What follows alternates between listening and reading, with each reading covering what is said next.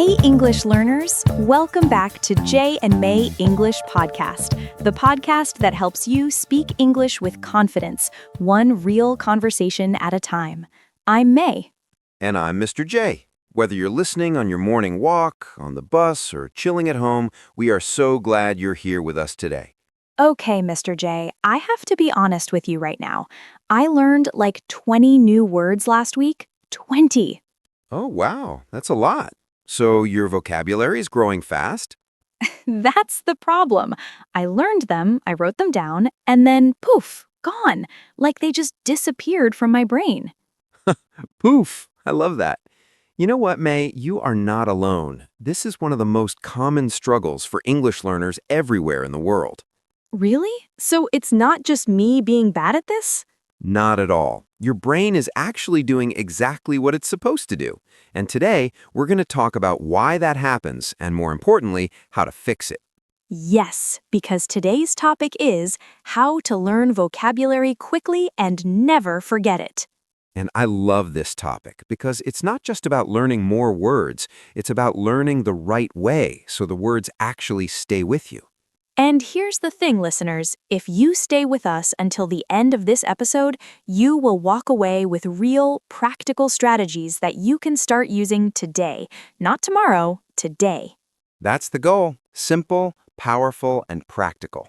And hey, if you're new here and you want to improve your English step by step every single day, hit that subscribe button right now. We drop a new episode every day just for you.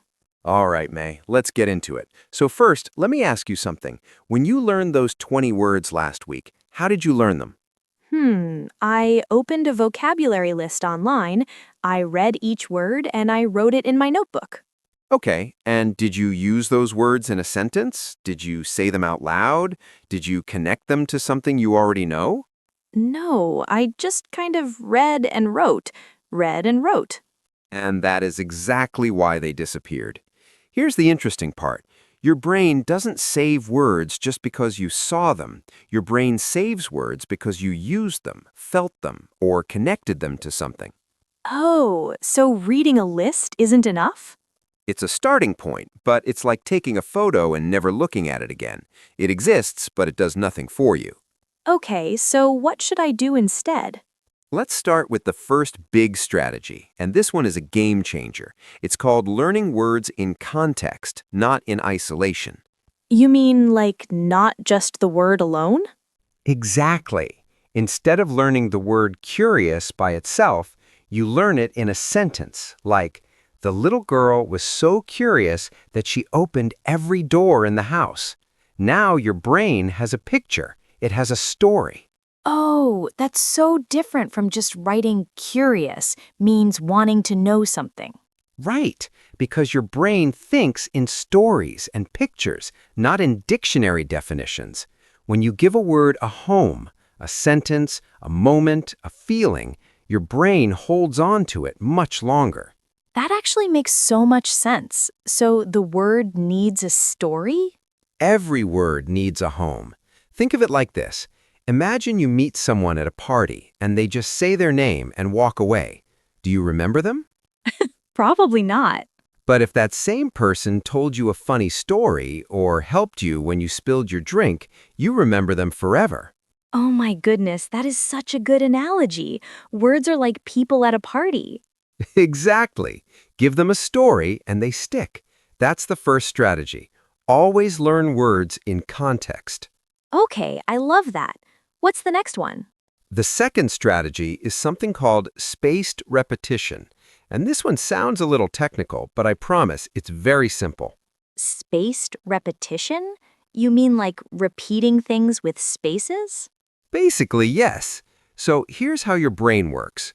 When you learn a new word today, your brain starts to forget it, slowly at first. But if you review that word at the right time, just before you forget it, your brain says, oh, this must be important, and it holds on tighter. Wait, so the secret is reviewing at the right time, not just reviewing a lot? This is where things change for most learners. It's not about reviewing every day forever.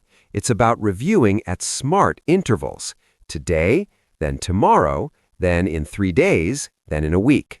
So I don't need to review every word every single day. No, and that's actually less effective. Reviewing too soon is like rereading something you just read 2 minutes ago. Your brain thinks, I just saw this, I don't need to work hard. But if I wait a little, my brain has to actually try to remember it? Exactly. And that effort, that little struggle to remember, is what makes the memory stronger. It's called the retrieval effect. Wow, so struggling a little is actually good? It's not just good, it's necessary. Think of it like exercise. If you lift a very light weight, your muscles don't grow. You need a little challenge. So my brain is like a muscle, and reviewing at the right time is the workout. You just said it better than I did. Okay, so for spaced repetition, do I need an app or something? You can use apps like Anki or even just a simple notebook system. But the key idea is don't review randomly. Review with a plan and with timing. Got it. Context first, then spaced repetition. What's the third strategy? Third strategy, and this one is my personal favorite. Use the word the same day you learn it. The same day? Yes, the moment you learn a new word, use it. Say it in a sentence out loud. Write a sentence with it. Text it to a friend. Put it in a voice memo.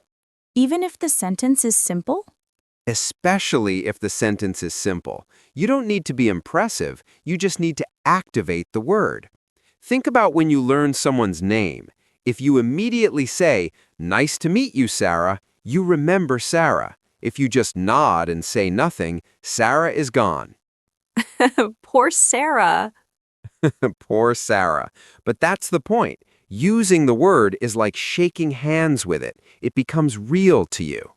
Okay, so strategy 3 is use it the same day. I really like that one because it feels simple and doable. Very doable. And here's a little tip inside the tip. Try to use the word in a way that's connected to your real life. If you learned the word exhausted, don't just say, "The man was exhausted." Say, "I was so exhausted after my meeting today." Oh, because it's about me, so I'll remember it more. Your brain loves personal connection. Psychologists actually call this the self-reference effect. When something is about you, your brain pays extra attention. That's wild. Okay, so I should make it personal, use it about my own life. Always. All right, let's talk about strategy 4, because this one surprises a lot of people. Ooh, I'm curious already. Strategy 4 is learn fewer words, but learn them deeply. Wait, fewer words? But I thought more is better. I know. It feels like more words equals more progress. But here's the interesting part. If you learn 10 words deeply this week, you'll actually be able to use all 10 next month. But if you learn 50 words quickly, you might only be able to use 5. So quality is better than quantity. Way better. Think about a toolbox. Would you rather have 20 tools that work perfectly or 100 tools that you don't know how to use? Okay, 20 tools for sure. Nobody wants confusing tools. When you learn a word deeply, you learn what it means, how it sounds, what kind of sentences it goes in, and maybe 1 or 2 common phrases that use it. That word becomes a tool you can actually pick up and use. So instead of making a huge list, I should slow down and really get to know each word. Think of it like cooking. If you just throw 50 ingredients in a pot without knowing how to use them, you get a mess. But if you really understand 5 ingredients, you can make something delicious. I love that. Okay, what's the next strategy? Strategy 5, and this one is a big one for people who feel like they just don't have a good memory. It's called using multiple senses. Multiple senses? Like seeing, hearing, touching? Exactly. Your brain has different pathways for different senses, and the more pathways you use to learn a word, the more ways your brain has to find it later. You mean like If I see the word and hear it and write it, it gets stored in more places? Perfectly said. So when you learn a new word, read it, say it out loud, write it by hand, and if possible, draw a quick picture or imagine a vivid image for it. Oh, like if I learn the word enormous, I could picture an enormous elephant? Yes, and now every time you see or hear enormous, your brain flashes that elephant. That image is your anchor. That is so cool. So my brain is like a big filing system, and the more folders I put the word in, the easier it is to find? That is a perfect way to describe it. The more sensory connections, the stronger the memory. Okay, wait. I have a question from a learner's perspective.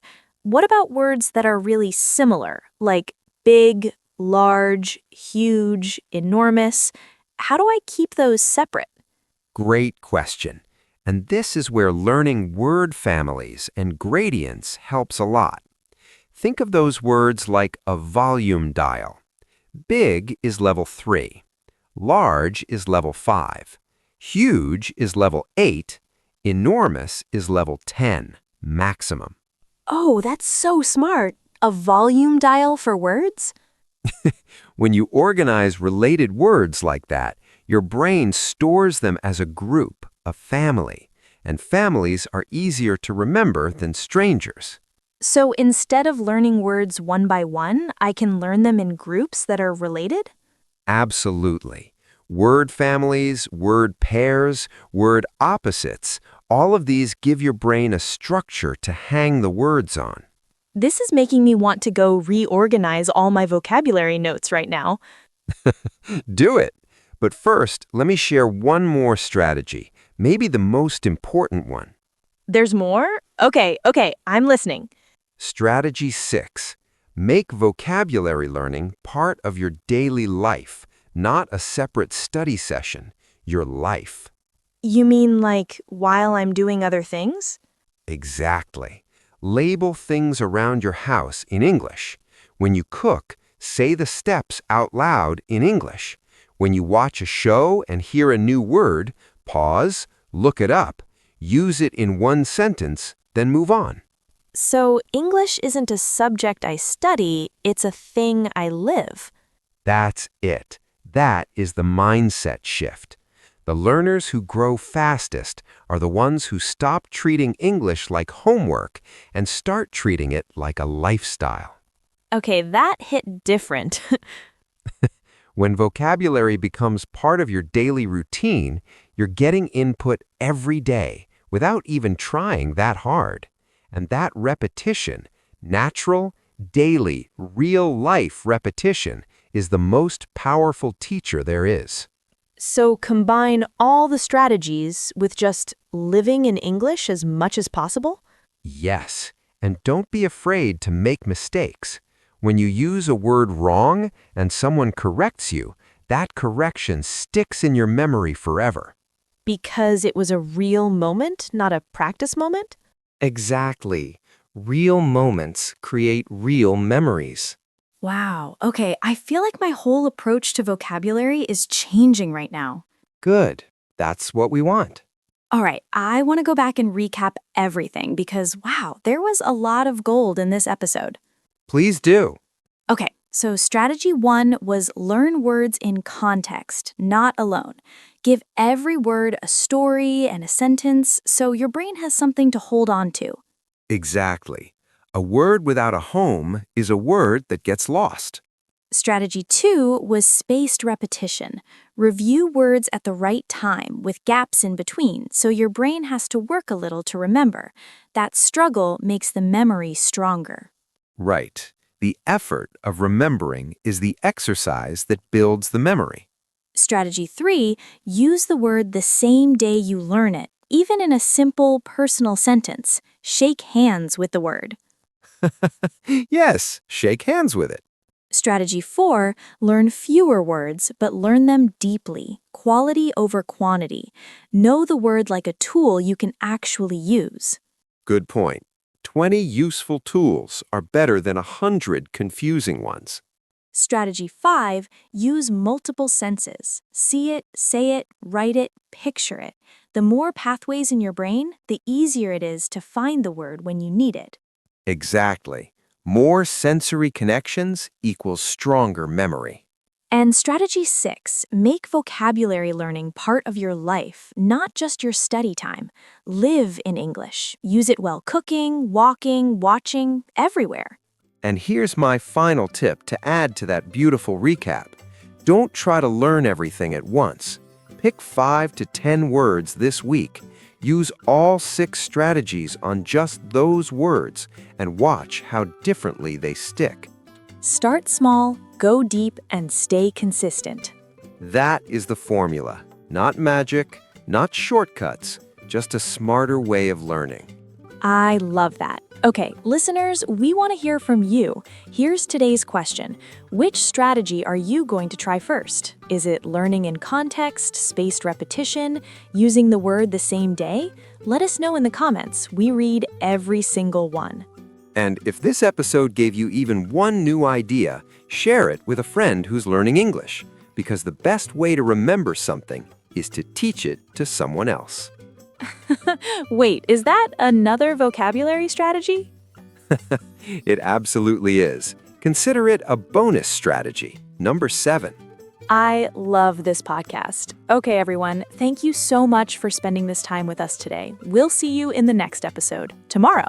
Take care of yourselves. Keep practicing. And remember, every word you learn today is a door that opens tomorrow. We'll see you next time. Bye, everyone.